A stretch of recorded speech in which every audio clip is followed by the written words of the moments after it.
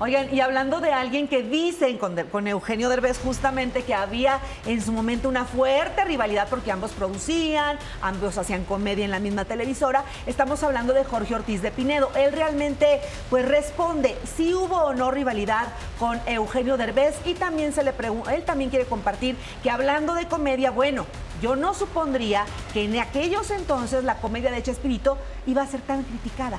Él lo platica. Considerado una de las vacas sagradas de la comicidad en nuestro país, Jorge Ortiz de Pinedo continúa creando contenido, actuando y produciendo, cuidando las líneas y las modificaciones que la forma de hacer comedia ha tenido. La manera de llegar a tratar de entretener a la gente tiene una fórmula y cada quien tiene una fórmula diferente. Alguien a quien yo admiré muchísimo era a Chespirito, Roberto Gómez, porque él tenía una fórmula para hacer reír. Quizá no a todo el mundo le gustaba en esa época. Ahora es reconocido, o sea, de que qué bárbaro, qué buena comicidad hacía, pero en su época le pegaban re duro.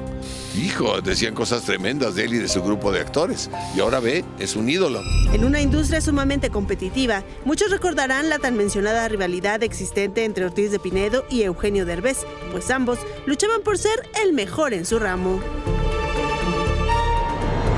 Igual en la época mía, bueno, yo hacía mucha televisión y tenía muchos programas y había gente que les gustaba y otros que no. Y en la época de Derbez igual había gente que decía, eso es no es la televisión que yo quiero la de Ortiz de Pinedo o quiero ver la de Derbez.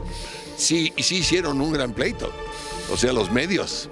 Pero a final de cuentas él y yo nos seguimos hablando, o sea, no lograron tampoco que nos enemistáramos para toda la vida.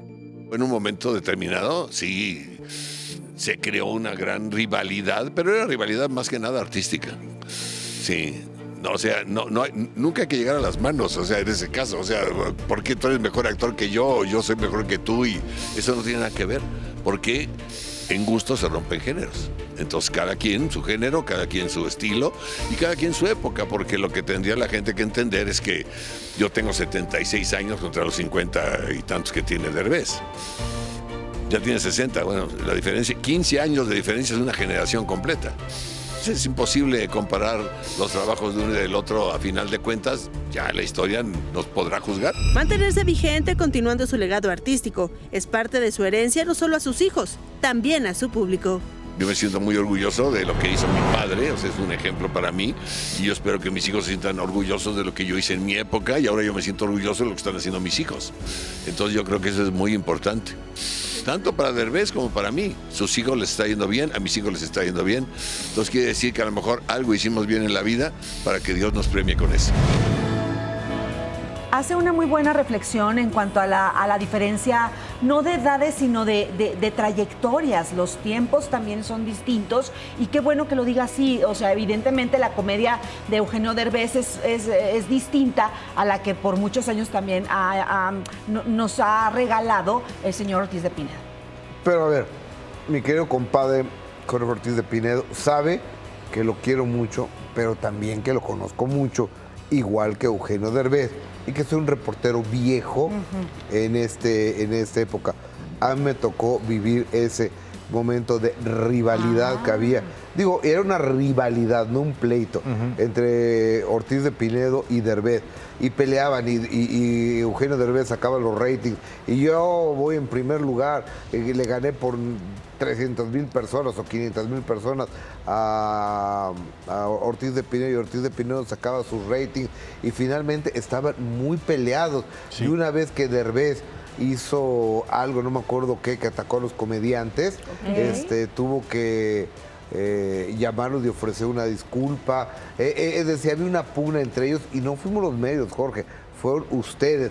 Y también Eugenio Derbez en aquel entonces se peleó con los Mascabrothers. No, pero también, o sea, yo estaba al aire cuando pero sabes que entendible también, Gus, porque más allá de los egos de quién es el mejor, creo yo que el común denominador de los tres es que además de ser actores, los tres eran productores.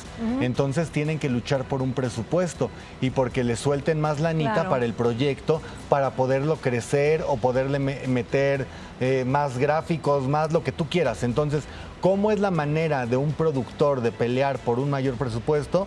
con resultados y números. Entonces, por eso iban y pues yo doy más, entonces quítale a este que no da tanto y pásamelo a mí. ¿Y sabes y qué? esos los pleitos. Perdón, y en esta igualdad de ratings y de competencia, pues ganaba el público. Claro. Y también era in-house, porque pues era donde estaba, o sea, era dentro de la misma empresa, en casa, pues porque era donde también había los mayores números. Todos competimos de toda la vida, o sea, programas, entre televisoras, entre personas, pero una cosa es la competencia, es decir, dar lo mejor de ti, después ver resultados, y otra esta rivalidad de tomártelo a personal.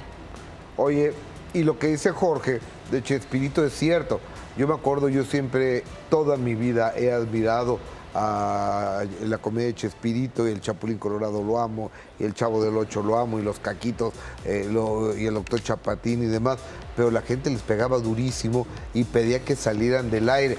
Finalmente, cuando lo sacan y está bastante tiempo fuera del aire, es cuando extrañamos la grandeza de Roberto Gómez Bolaños, y después el pleito que hubo entre Grupo Chespirito y Televisa, que deciden quitar de pantalla las repeticiones de Gómez Bolaños, es cuando la gente aquilató la grandeza del, para mi gusto, el mejor que ha existido en la televisión mundial.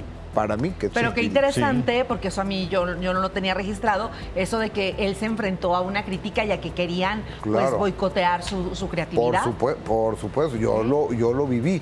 ¿Y cuál era el argumento? ¿Qué era lo que no gustaba? Que según eso no les gustaba, que era muy baboso, que era lo mismo de siempre. Y bastaba con viajar y decir que eres de México para que te dijeran Chespirito, el Chavo del Ocho, la torta de jamón, Chávez. Del Chavo básicamente. Y te decían, oye, y los niños duermen en barril, porque eran decirles así, idiota, ¿no? O sea, sí, era la referencia de la comedia, pero a la fecha. Y aparte el Chavo no vivía ahí.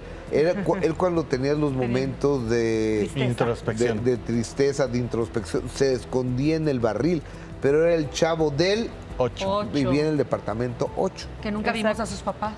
¿O sí? No que yo recuerdo. No, pero a la fecha, pues hace no mucho que estuvimos en la cobertura de primera mano desde Brasil.